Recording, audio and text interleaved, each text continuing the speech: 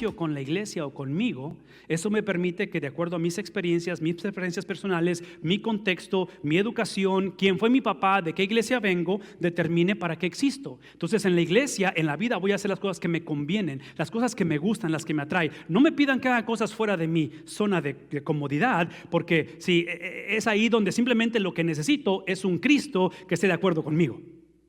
No sé si saben de qué estoy hablando. Es un Cristo que haga lo que yo pienso que debe de hacer. Entonces, muchas veces la oración típicamente se convierte en una experiencia de decirle a Dios lo que quiero que haga con mi vida.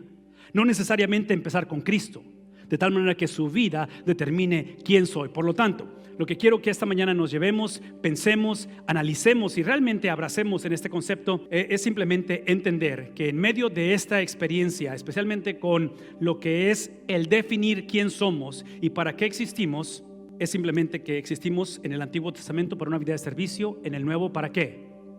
Para crecer en similitud a Cristo. Esta es la razón por qué existimos. Conforme avanzamos, discipulamos a nuestros hijos, no les enseñemos que la meta es que simplemente cambien su conducta, ojalá la cambien. No es simplemente que un día vayan al cielo, ojalá vayan. Pero ¿qué si soñáramos con una generación de millennials, una generación de Gen Z, los jóvenes, los niños, que su motor de arranque no es simplemente creer lo correcto, pero vivir de una vida de servicio? ¿Qué si nuestros hijos se casaran? Imagínense que nuestros hijos se casaran con hombres y mujeres, los cuales su motor de arranque es una vida de servicio. ¿Qué si los hogares de la generación que viene detrás de nosotros, su motor de arranque es simplemente ser semejantes a quién? En otras palabras, vean tantito, de que nos hemos conformado con una generación que crea lo que Cristo quiere, pero trágicamente hemos creado un divorcio entre lo que la Biblia dice o lo que Cristo dice con la conducta de Cristo. Eso implica que en este caso, pensando en la generación de la cual estamos hablando, en el libro de Daniel, estamos hablando de una generación en la cual la doctrina de elección, Abraham, para escoger a Abraham, escoger una familia, nación el mundo, no es para salvación, ¿es para qué? ¿Por qué? Por esto, porque estas dos palabras son sinónimos. Una vida salva es una vida de servicio. Entonces, cuando pensamos en la clase de membresía que inicia hoy, cuando pensamos en el bautizarnos, literalmente es enlistarnos ¿para qué? ¿Para qué? Para servir. Esa es la razón que lo hacemos. Es simplemente tener la habilidad de poder entender que la nación de Israel en el Antiguo Testamento, trágicamente de servicio, se movió ¿a qué? A orgullo. Trágicamente, en lugar de incluir gente, ¿qué es lo que hicieron?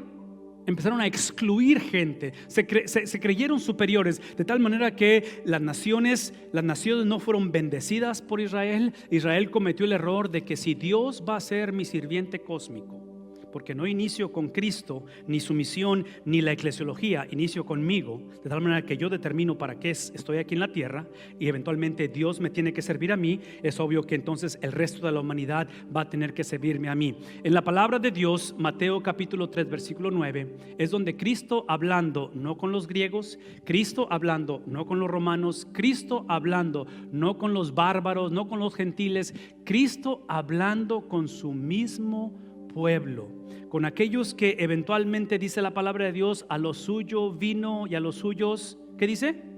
No le recibieron. Cristo iniciando con este mandato global entre los suyos. Cristo en Mateo capítulo 3 básicamente está diciendo esto: no se crean ustedes simplemente que son de la simiente de Abraham. ¿Por qué?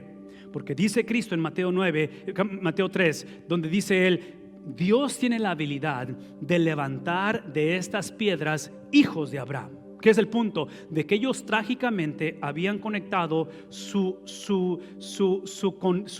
experiencia de ser judíos, de ser hebreos, como un VIP. Y es ahí donde Cristo les va a recordar y les va a decir que el mandato que tenemos hoy en día, literalmente en nuestra generación, es el llevar en una dirección opuesta. Y si tienen una Biblia, ahí es donde quiero que ustedes escuchen, porque este es un pasaje extremadamente importante que no está en la pantalla, pero quiero que lo escuchen o quiero que lo lean. Pero observen lo que dice la palabra de Dios. Esto es Juan capítulo 8, el versículo número 31. Y observen, aquí es otra vez, aquí es Cristo hablando, Cristo reprimiendo. Dijo entonces Jesús a los judíos que habían creído en él. Eso es importante, judíos que habían creído en él. Entonces había judíos no creyentes, estos eran creyentes. Y le dice: si vosotros permanecéis en mi palabra, en mis enseñanzas, es entonces que seréis verdaderamente, ¿qué cosa? Mis discípulos. ¿Qué es el punto? De que aparentemente en esta generación, piensen en nuestros hijos, piensen en ustedes y en mí, había gente que había recibido el evangelio, pero no había terminado la carrera del evangelio.